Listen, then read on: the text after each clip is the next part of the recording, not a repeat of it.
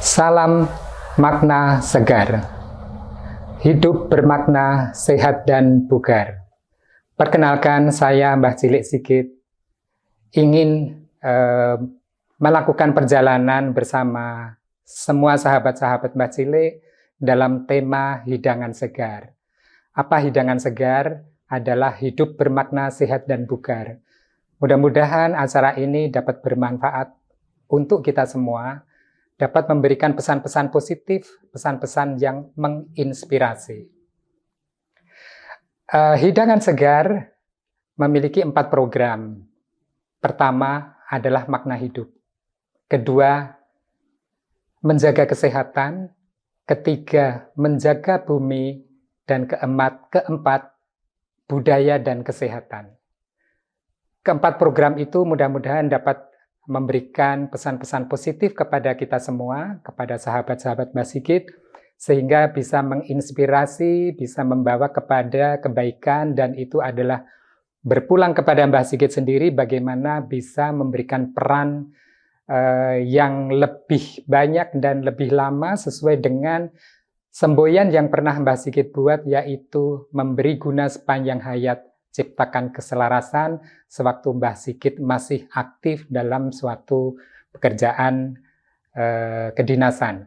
Saat ini Mbah Sigit sudah pensiun, sudah purna, tetapi tetap masih memiliki pekerjaan yang cukup menyita waktu, tetapi tetap ada tempat, ada waktu untuk berbagi lebih banyak.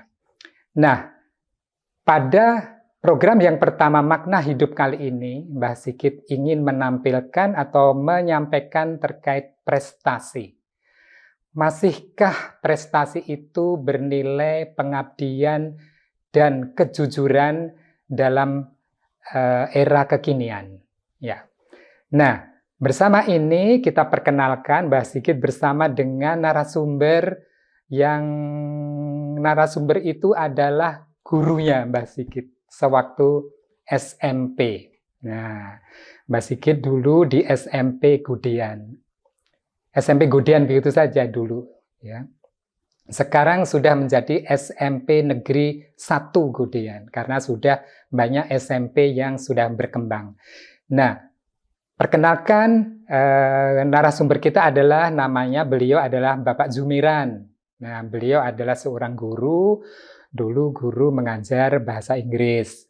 Selain di SMP Negeri Gudean, beliau sudah pernah menjabat juga sebagai kepala sekolah di SMP Negeri 1 Minggir. Nah, tentu banyak pengalaman, banyak kenangan-kenangan yang sempat nanti kita akan coba dengar, dan tentunya adalah nasihat-nasihat beliau kepada para guru yang saat ini masih aktif, juga para murid-murid yang dimana murid-murid ini adalah dipersiapkan untuk menjadi sumber tenaga, sumber daya manusia yang akan mengisi di era nanti Indonesia akan mencapai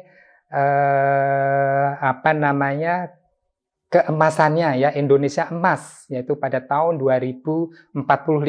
Semoga itu bisa tercapai. Mudah-mudahan itu tentunya akan tercapai dimulai dari peran para guru di sekolah tingkat pendidikan dasar, ya, mulai dari SD, SMP, SMA yang dulu kita kenal, bahkan mulai dari sebelum SD, yaitu di sana ada PAUD dan TK. Nah, tentunya sepanjang periode itu adalah waktu yang bisa dimanfaatkan untuk menyiapkan tenaga menuju Indonesia emas di tahun 2045. Nah, kita kenalan dengan Pak Zumiran. Selamat siang, Pak Zumiran. Selamat siang. Pak, kenal nggak dengan saya, Pak? Iya, lupa-lupa ingat. Lupa-lupa ingat, Pak. Lupa-lupa ingat, ya. Wah, beliau ini yang hebat, Pak. Kita ngobrol-ngobrol saja, ya, Pak, ya. Ngobrol, ya. Kenangan di SMP Gudean dulu gimana, Pak? Coba Bapak cerita, Pak. Kenangan waktu di SMP dulu, yang pertama adalah waktu itu sekolah masih taraf awal, jadi sekolah tempatnya ya di tempat apa ya pembuatan genting dan sebagainya, sehingga belum punya gedung sendiri. Wah. Itu yang pertama, sehingga Dompleng ya Pak ya. dompleng. Nah, itu sehingga kami harus ya menempati tempat tobong genteng itu disekat-sekat dengan bambu. Nah, itu dijadikan 4 lokal. Itu yang pertama. Yang kedua lalu meminjam ruangan di wilayah Ngabangan, itu ada 2 lokal.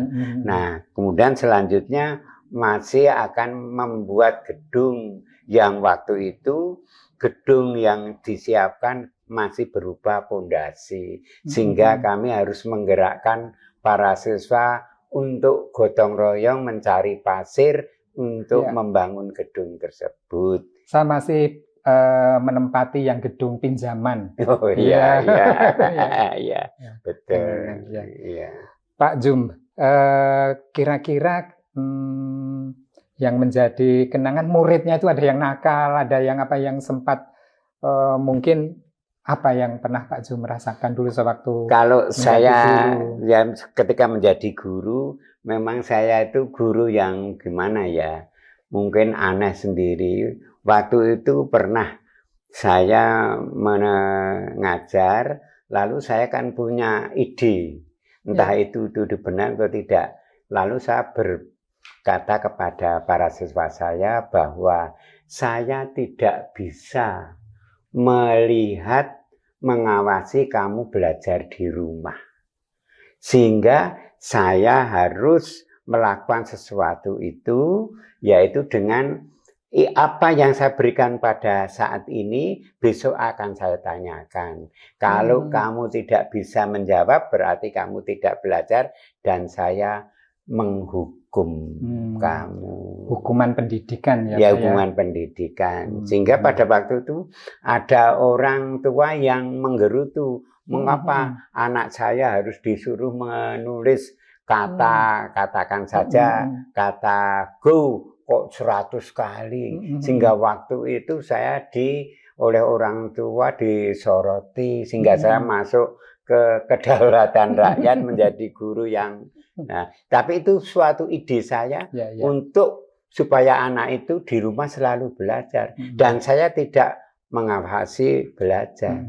Dan juga pernah ketika waktu itu SMP Godian itu bercita-cita ingin sekolahnya maju. Nah, salah satunya adalah membentuk kelompok belajar. Nah, kelompok belajar itu dilaksanakan pada malam hari dan guru-guru harus mengecek ke setiap kelompok ke kelompok lain dan pada waktu itu masih naik sepeda. Sehingga itu salah satu usaha untuk bagaimana supaya Indonesia supaya SMP berprestasi, sehingga kami harus berkunjung tiap malam ke kelompok 1, kelompok 2, 3 dan seterusnya. Itu usaha guru-guru pada waktu itu, walaupun nilainya ya kecil. Itu. Seberapa mungkin zaman dulu ya Pak, mungkin kan ada murid yang sempat menonjol, ada murid yang mungkin ada keterbatasan, entah itu finansial, entah itu jarak dan sebagainya. Waktu itu apa ya Pak yang mungkin di kacamata para guru itu mungkin pernah ngobrol-ngobrol sama sesama guru gitu? Waktu itu memang semuanya kami kan tergantung pada kepala sekolah, sehingga kami harus menunggu komando dari kepala sekolah, lalu kita bergerak ke masing-masing kelompok itu untuk menyampaikan pesan-pesan dari kepala sekolah. Mungkin kepala sekolah juga dari atasan. Alhamdulillah.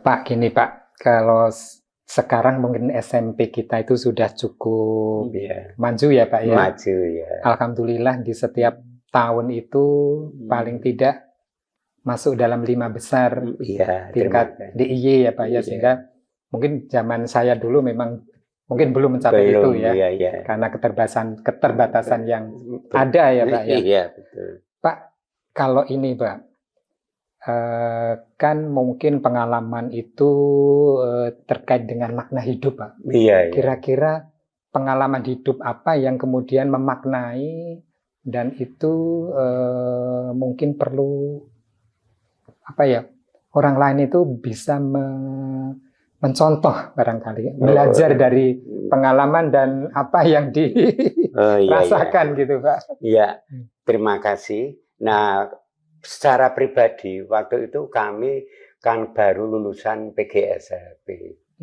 Nah, kami harus melanjutkan walaupun kondisi ekonomi dulu jangankan untuk hidup sehari-hari saja susah. Waktu itu wong gaji hanya mungkin 8.000 rupiah itu sampai kemana untuk makan satu keluarga. Itu yang kami rasakan. Tapi saya secara pribadi saya harus melanjutkan. Nah, waktu itu saya masuk ke IKIP yang sekarang namanya UNJ itu. Tapi waktu itu masuknya sore hari. Dan itu tahun 1965. Jadi di luar masih ada gerakan demo-demo waktu itu ya 65 itu. Tapi kami tetap belajar di Sayidan waktu tempatnya. Sehingga kami akhirnya bisa mencapai katakan S1 sampai PBA waktu itu. Nah, itu pun dulu ketika menulis apa namanya itu ya naskah itu hanya pakai ballpoint, pakai pulpen, jadi tidak ada ngetik, tidak ada apa. Jadi kalau sekarang ada tesis, ada skripsi pakai, dulu hanya tulisan tangan, dibacakan itu sehingga kami bisa sampai ke sarjana muda. Setelah sarjana muda, lalu kami mengajar biasa. Tapi pada tahun 1980 ada kawan dari Jogja yang mengatakan, Pak, sekarang ada program baru. Apa sih? Programnya namanya komprehensif. Itu jadi waktu itu untuk mencapai S1 tapi tidak usah membuat skripsi. Itu namanya komprehensif. Dan kami mulai waktu itu tahun 80 saya belajar lagi di UNJ ya di tempat sekarang itu. Tapi dulu gedungnya kan masih sederhana-sederhana. Dan akhirnya karena saya orang tua dicampur dengan mahasiswa reguler, itulah dosennya itu bilang, lah kok ada murid baru. Ya, tapi karena saya duduk di belakang. Nah, karena sudah tua sendiri, murid mahasiswa baru. Tapi akhirnya sampai waktu itu ada pengumuman di masing-masing dosen itu bahwa, oh, mahasiswa ini tidak lulus karena absennya kurang. Nah, saya juga mengakui bahwa saya absennya kurang, sehingga ya tidak lulus. Tapi saya punya ide ya, waktu itu dosennya seorang tapi mengajar 4 mata pelajaran. Nah, sehingga satu mata pelajaran saya harus aktif betul, satu pelajaran. Sehingga dari satu mata pelajaran itu karena aktif saya diberi nilai lulus dengan nilai ini, dengan ini. Dan akhirnya itu bisa menutup ke-4 mata pelajaran itu. Nah, itu akhirnya lulus. Akhirnya berhasil lah. Ya. Nah, berhasil sampai S1 ya akhirnya bisa seperti ini. Dan itu sangat dalam memberikan supaya nanti murid-murid SMP itu lebih naik prestasinya, itu berpengaruh sekali ya Pak, ya, pendidikan tadi ya. Itu masuk ada satu hal Pak, yang mungkin bisa memacu. Aslinya saya itu bukan bahasa Inggris. Aslinya adalah biologi. Nah, biologi aslinya, saya waktu itu mendaftarkan IKIP, itu ya IKIP biologi. Sedangkan saya kan lulusan SGA. Sedangkan biologi kan SMA B. Lawan saya semua SMA B. Saya hanya SGA kimia ndak dapat, pesawat ya ndak dikasih. Nah, tetapi jiwa saya tak peduli saya akan masalah itu, tapi saya berani. Apa yang menjadi dasar saya? Karena dari biologi itu ada nanti kalau nilainya bagus adalah akan diberi beasiswa. Itu yang memicu saya untuk masuk biologi. Akhirnya saya waktu tes IKIP di UGM itu saya diterima. Alhamdulillah. Alhamdulillah. Nah, itu sejarahnya itu. Nah, kami kuliah pagi sampai siang, tapi sore harus unfulen. Itu menambah pelajaran. Ada kimia, ada ilmu pesawat, dan lain sebagainya. Sehingga kami pulang sampai harus lewat malam, jam 9 baru pulang. Sehingga itulah saya, waktu itu saya kan sudah saya katakan bahwa saya itu dari SD sampai sarjana tidak pernah meminta uang dari orang tua saya. Itu hasil kerja saya. Jadi kalau saya kosong, saya kerja serabutan, dan saya mendapat uang itu saya tabung. Itu untuk membayar kuliah, mau membayar sekolah. Sehingga saya enggak itu. Nah, waktu itu, tetapi untuk belajar saya tidak putus asa. Sehingga saya hanya punya satu pedoman. Pedoman saya adalah tidak ada pelajaran yang sukar kecuali orang malas. Itu pedoman hidup saya. Itu mohon maaf, itu luar biasa. Itu dan saya. Kita harus bisa mengikuti di belakang. Nah, ya. Sehingga ketika kami mendaftarkan di PGSCP itu daftarnya biologi, tapi waktu pengumuman bahasa Inggris, waduh gimana? Saya harus, itu tadi, harus mulai belajar. Tapi saya enggak apa-apa. Tapi akibat dari itu, mungkin Tuhanlah yang memberi kasih tahu pada saya sehingga dapat diberi kesempatan untuk belajar di luar negeri. Lah itulah mungkin kalau saya di biologi kan enggak mungkin. Tapi karena di bahasa Inggris, saya diberi kesempatan untuk belajar di luar negeri. Itulah yang saya terima. Baik, jadi pengalamannya luar biasa, kemudian semangatnya tentunya itu yang patut ditiru, dan momen ini tidak bisa dilewatkan oleh kita semua, para murid, juga semangatnya untuk para guru bisa ditularkan ke murid. Ini adalah sangat bagus sekali. Dari mengajar di SMP, dari kepala sekolah, pensiun, kemudian sempat kontrak dengan Pertamina. Ya, itu salah satu kegiatan saat pensiun ya. Coba mungkin ditambah lagi di Pertamina itu apa yang dilakukan, kemudian dalam keseharian apa yang dilakukan, Ya, kami waktu itu mendapat kontrak di Pertamina selama 3 tahun karena Pertamina ingin mendewasakan semua karyawan atau semua underbow itu untuk mandiri sendiri-sendiri, termasuk sekolah, rumah sakit, dan lain sebagainya. Yang di bawah Pertamina. Di bawah Pertamina, sehingga nanti menjadi dewasa hidup sendiri-sendiri. Nah, kami ditugaskan waktu itu, kami bertiga, 3 orang. Saya, Pak Nursisto, kemudian Pak Tukiman. Saya disuruh mengelola SMP, lalu Pak Nurseto SMA, Pak Tukiman di SD. Lalu di sana, saya di sana selaku guru dan juga selaku kepala sekolah untuk mengelola itu. Dan kami usahakan untuk berbuat yang terbaik, bahwa dari sanalah kami memberi contoh pada masyarakat maupun khususnya sekolah. Kami jam 5 itu sudah berjalan dari tempat tinggal kami.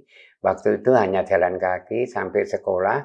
Kemudian sampai di sekolah kami siap di depan pintu gerbang menyalami semua siswa yang ada di sekolah itu untuk untuk sebagai salam kepada para siswa supaya ada gitu ya, hubungan keakraban itu betul. Sehingga masyarakat membaca gitu. Dan kami juga mencoba karena di sana anak-anak karyawan Pertamina bawa sepeda motor, sedangkan itu tidak boleh. Kami secara pribadi lalu saya operasi ke lingkungan sepeda motor punyanya siswa itu saya catat. Saya catat, kemudian saya panggil anaknya, kemudian orang tuanya. Ini sekolah tidak boleh siswa membawa sepeda motor. Nah itu maka kami sampaikan kepada para siswa, pada orang tua. Nah itu tuh bolehnya dengan apa waktu itu? Karena mereka kan merupakan suatu seolah-olah kan perumahan. Jadi rumahnya kan dekat-dekat dan kebanyakan mereka diantar oleh orang tua pakai mobil. Nah, jalan juga nggak jauh. Nah, nggak jauh sebenarnya, tapi karena anak kan ya seperti itu, ya naik sepeda motor, tapi kan sudah merupakan kesepakatan waktu aturan, itu aturan. Nah, saya harus menegakkan itu yang dapat saya lakukan dan saya sebagai katakanlah saya sebagai kepala sekolah, tapi saya di sana kan menghadapi ekonomi yang bagaimana, terutama kepala-kepala sekolah 3 orang itu tadi. Maka saya secara pribadi waktu itu mencari orang yang untuk memasakkan, tapi minta biaya tinggi. Nah, sehingga saya berkata pada Pak Nur, Pak Tukiman itu, saya yang masak. Lalu Bapak apakah mau masakan saya gitu. Sehingga saya waktu itu kawan-kawan mau, sebab kan saya harus mengelola uang 50.000 untuk makan 1 bulan, makan 3 kali makan dan efisiensi ya Pak ya. Iyalah itu, tapi saya harus pandai-pandai mengelola sehingga saya sebagai kepala sekolah. Jadi kalau pagi jam 3 itu saya sudah bangun, teman-teman masih tidur. Saya sudah masak, nyiapkan apa-apa dan lain sebagainya. Pagi jam 5 sudah, ini sarapan sudah siap, silahkan makan, ayo kita berangkat ke sekolah. Nah itulah yang saya katakan. Sehingga kami waktu itu di sana, saya kalau minggu ya biasa, kepala sekolah tapi ke pasar belanja dan sebagainya itu kami sudah biasa lah itu. Nah itu yang kami lakukan sehingga kami ya memang harus demikian lah itu yang dapat kami. Kalau di yang kegiatan kampung atau apa gitu di ada sini, yang diikuti di sini ya. Kalau di sini saya karena saya punya pandangan setelah pensiun kalau nanti saya tidak ada kegiatan saya akan mengalami sindrom. Nah itu yang saya saya maka harus saya punya kegiatan. Kegiatan saya ini dulu rumah ini masih bentuk sawah. Ini saya bangun ada peternakan sapi, peternakan itik, ada perikanan dan lain sebagainya. Lalu di luar ini saat masih punya sawah, saya masih mengerjakan kalau musim kemarau saya tanam jagung, kalau tidak kemarau saya tanam padi itu saya kerjakan sendiri. Saya mencangkul masih waktu itu kuat, tidak kuat itu sekarang setelah saya dioperasi itu. Kalau dulu ini tahun berapa belum lama tahun 2022 saya masih mencangkul, masih menanam jagung. Tapi dioperasi tahun kemarin 23 ini saya sudah. Dan operasi tumor ya Pak ya, kanker ya? Tumor ya kanker ganas di usus lah itu. Luar biasa, mudah-mudahan diberi panjang umur dan sehat. Amin. Ya. Amin. Di samping itu saya juga ikut kelompok tani dan saya sebagai penggerak lah gitu. Sehingga saya harus mencari bantuan dari Dinas Pertanian. Kebetulan di Dinas Pertanian itu banyak murid saya SPMA, sehingga saya mendapat bantuan ini Pak kalau kemudahan lah ya. Nah, kemudahan lah itulah. Ya, ya, ya, ya. Gitu. Terima kasih. Pak, saat ini kan di media ya Pak ya. Iya, Media iya. itu ada hal-hal yang mungkin cukup memprihatinkan ya Pak. Iya, ya. betul. Jadi ada guru yang entah di bully semacam itu ya, guru dibully oleh murid-muridnya. Iya. Ya. Kemudian ada yang sampai mengalami luka ya, luka sampai buta gitu misalnya, bahkan karena ya mungkin sih maunya mengenai badan ya ketepel gitu ya, tapi mengenai mata ya akhirnya buta. Nah, kemudian tetapi sebaliknya Pak, ada yang guru mungkin karena kurang sabar atau apa sempat memberikan kata-kata yang tidak baik kepada murid yang kebetulan muridnya juga mungkin dalam keterbatasan. Nah, ini kan satu komunikasi barangkali. Nah, kira-kira hal-hal itu kenapa bisa terjadi dan mungkin apa yang harus kita lakukan, Pak? Ya, itu yang pertama ya, yang pertama. Kan kita antara hubungan guru sama murid lah itu harusnya guru itu harus banyak memberi contoh, memberi pengawasan kepada siswa, walaupun kadang-kadang pandangannya agak lain. Siswa kalau diawasi kadang-kadang memandang seperti wah ini saya guru tidak senang pada saya. Sedangkan ketika saya menjadi guru, saya itu memang orang yang paling guru yang paling gimana saya tidak tahu. Saya mungkin ya. Iya, saya itu harus mengawasi siapa yang bicara sendiri, siapa yang ngepek, siapa lah itu kesempatan itu saya lemparkan. Kemudian saya beri nasihat. Tolong jangan kamu lakukan kalau hal-hal itu yang negatif. Kalau yang positif, jujur saja. Ya, itu silakan. Itu yang pertama. Itu memang saya akui secara pribadi, saya kadang-kadang menjadi guru yang suka menghukum. Nah itu, tapi hukuman saya hukuman yang positif menurut saya. Yang mendidik. Bagaimana dan kalau yang tidak disiplin ya harus diarahkan ya. Lah ya diarahkan. Itu harapan saya, karena saya berpedoman bahwa dengan hukuman itu akan menimbulkan hal-hal yang baik itu. Itu saya. Jadi kuncinya di komunikasi. Dan kemudian mungkin contoh juga itu. Introspeksi gitu. Introspeksi ya betul. Ya.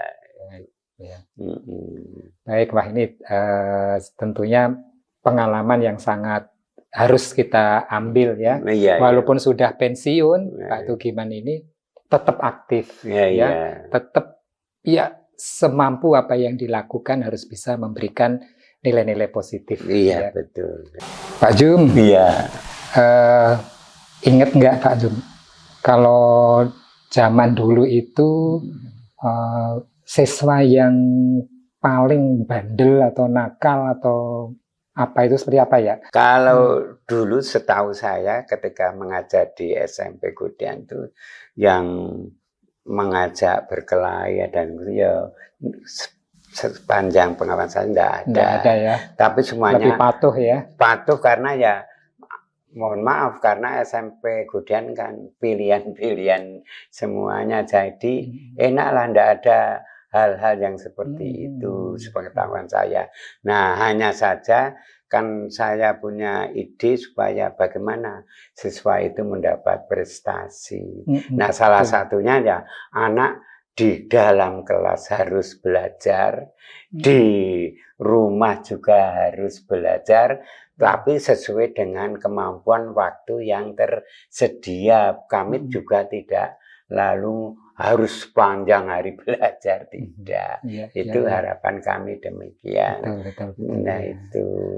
Ya, ini yang terakhir Pak Jum. Kira-kira kita kan akan menuju Indonesia Emas tahun 2045. Nah, tentunya peran guru akan sangat penting. Kemudian murid ini juga sangat penting sebagai bahan baku ya. Ya, ya, Ya, bahan baku untuk diolah gitu ya. Ya. Tentunya peran orang tua juga akan sangat penting di sini. Nah, kira-kira pesan-pesan ya dari Pak Jum untuk para guru ya, itu apa ya? Kemudian juga para murid supaya menjadi murid yang berprestasi itu seperti apa? Nah, untuk pertama kami sampaikan, kami tujukan kepada para siswa. Nah, untuk mencapai kita sebagai siswa supaya berkualitas, saya ada pesan satu, yaitu kita harus menguasai ilmu pengetahuan atau bidang akademik itu setinggi-tingginya. Secara pribadi, kita harus kompetisi pribadi, walaupun itu hanya dalam bentuk angan-angan, tapi seolah sehingga itu memacu kita untuk mencapai prestasi yang tertinggi. Caranya adalah kita membaca teman-teman, wah saya ulangan, saya dapat katakan 7, oh teman saya kok dapat 9, itu harus merupakan suatu rangsangan, dorongan untuk bagaimana. Nah, dengan pengalaman saya pribadi itu saya harus katakan, karena waktu itu yang merupakan hal yang paling pokok adalah matematika, maka saya harus bisa mengerjakan setiap soal matematika apapun yang ada di buku atau diberikan oleh guru, itu harus kita kerjakan sampai itu bisa terpecahkan. Nah, itu sehingga kita nanti akan maju. Kemudian kita kadang-kadang berkompetisi sama kawan, atau katakanlah, ayo coba ini ada soal, kerjakan. Nah, kalau tidak bisa, nah ini saya kerjakan. Sebaliknya, saya tidak bisa, lalu saya bagaimana? Berguru pada teman saya. Sehingga hal ini akan semuanya maju ke depan. Jadi, kalau pendapat saya, tidak ada soal dalam buku yang tidak terpecahkan. Itu baru namanya kualitas yang tertinggi. Tapi kalau masih ada tersisa dari satu buku, katakan ada sisa yang tidak terpecahkan, itu kita masih kurang. Itu yang pertama.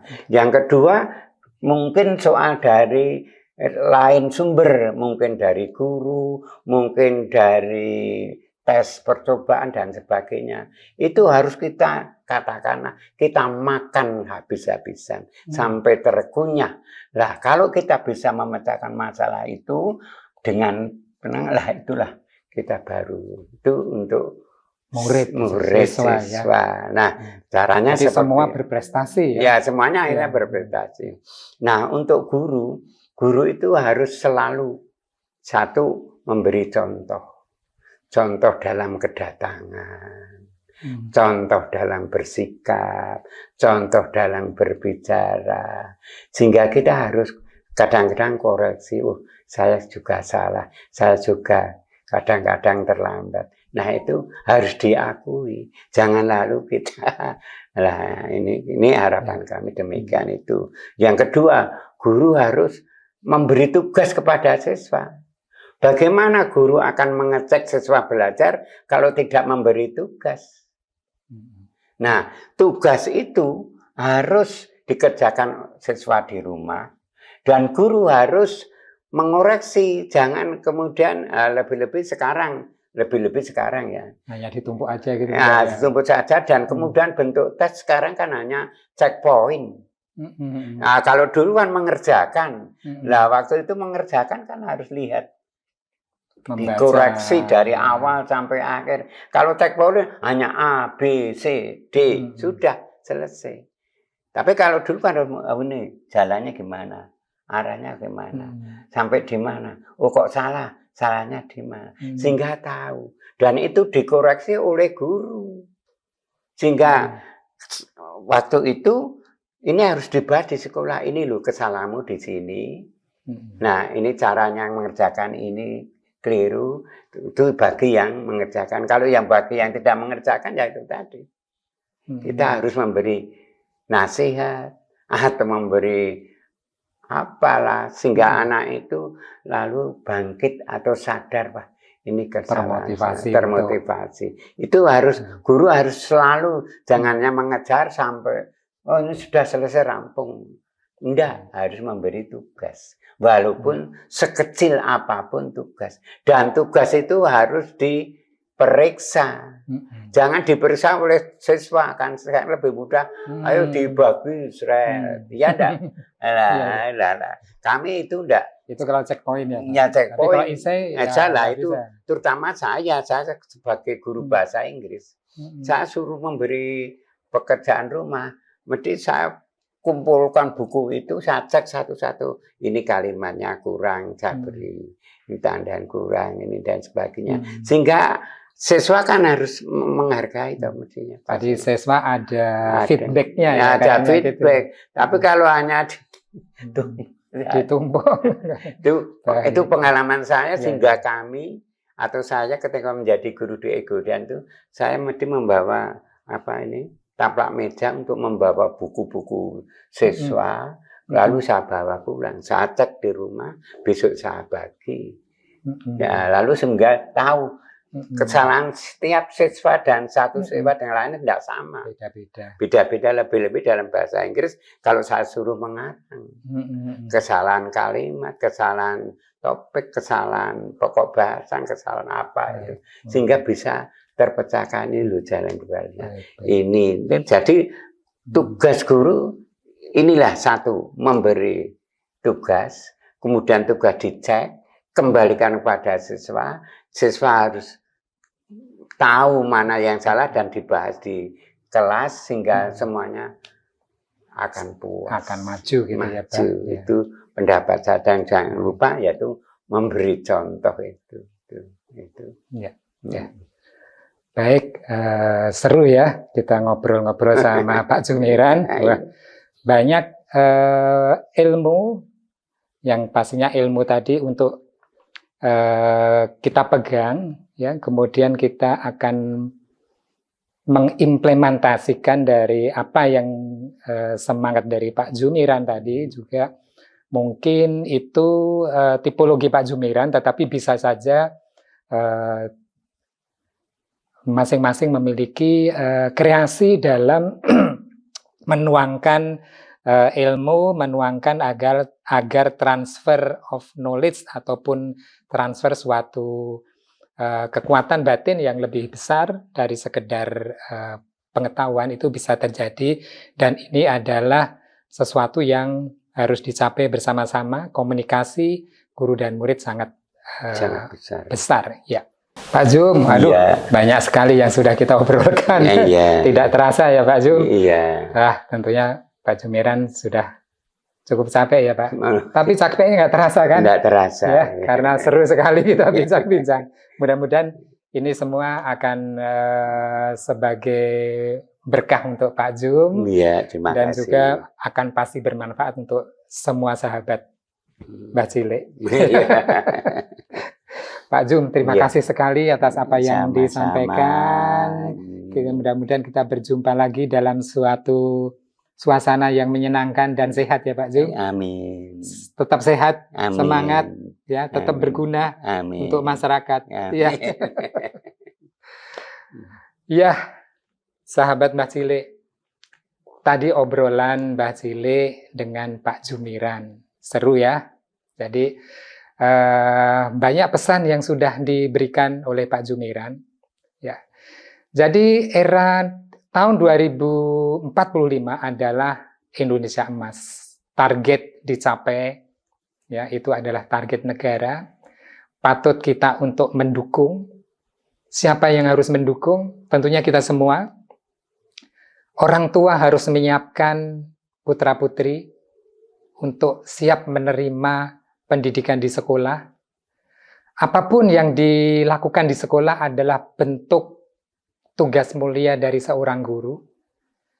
Mungkin ada sedikit kejadian yang sebenarnya itu untuk tujuan pendidikan, karena kan pendidikan itu tidak hanya untuk ilmu keilmiah semata, tetapi juga membangun jiwa. Jadi nanti Kalau seorang murid hanya diberikan pengajaran, maka murid akan pintar tetapi akan ada kehampaan dalam jiwanya sehingga menjadi pribadi yang tidak utuh. Dan itu bukan tujuan. Tujuan kita adalah mencetak murid yang berkualitas tetapi dengan jiwa semangat yang tidak lepas dari budaya ketimuran yang bisa menempatkan diri, kekuatan, kemudian kehandalan, disiplin, kejujuran, ya, dan bagaimana bisa menempatkan di berbagai situasi yang mungkin akan berbeda-beda, dan itu adalah hasil dari pendidikan yang diberikan oleh guru-guru kita yang sangat bersemangat, sangat berdedikasi dalam memberikan pendidikan, dan itu adalah proses belajar mengajar di sekolah, terutama adalah sekolah tingkat pendidikan dasar dimulai dari SD sampai SMA. Nah, terima kasih sekali kepada semua sahabat Mbah Sigit yang telah mengikuti, dan demikian episode ini. Sampai berjumpa di episode berikutnya. Salam makna segar, hidup bermakna, sehat dan bugar. Perjalanan panjangku. Namaku Lelono. Tersadar, perjalananku telah jauh. Melewati padang ilalang, menyusuri sungai, mendaki bukit, dan menuruni lembah. Kemana ingin ku cari? Tetapi aku tidak tahu apa yang aku cari. Gelap, hujan, petir, tak jua menyadarkanku apa yang aku cari. Dalam perjalanan ini, aku selalu ditemani 3 pengasuh setiaku, yang aku perlakukan sebagai saudara tuaku. Tatkala aku harus melakukan pekerjaan, Kanda Rogojati selalu memberikan bantuan. Bahkan saat aku kelelahan, tak segan-segan menggendongku. Sungguh, aku sangat bergantung kepada kekuatannya. Karena itu, aku selalu memberikan perhatian dengan makanan yang baik-baik, bahkan lebih dari diriku. Tatkala aku dihadapkan pada kesulitan, bahkan sering mengalami kehilangan daya pikir, Kanda Ciptojati yang memiliki pengetahuan luas dengan cerita-cerita yang menarik, mampu memberikan pencerahan dan membuka wawasan baru. Apa yang mesti dan bisa aku lakukan?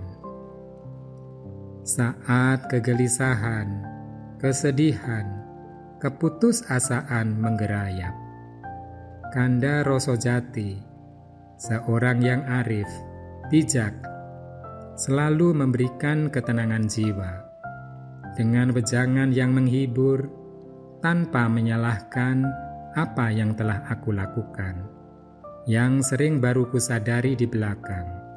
Aku salah. Banyak kejadian yang sudah kulihat dan kurasakan dalam perjalananku. Keserakahan, kesombongan, ketidakpedulian, dan kerusakan alam. Aku tidak tahu kenapa ini semua bisa terjadi. Jangan biarkan ini terjadi. Aku harus pulang. Kusadar di sanalah sebenarnya yang aku cari.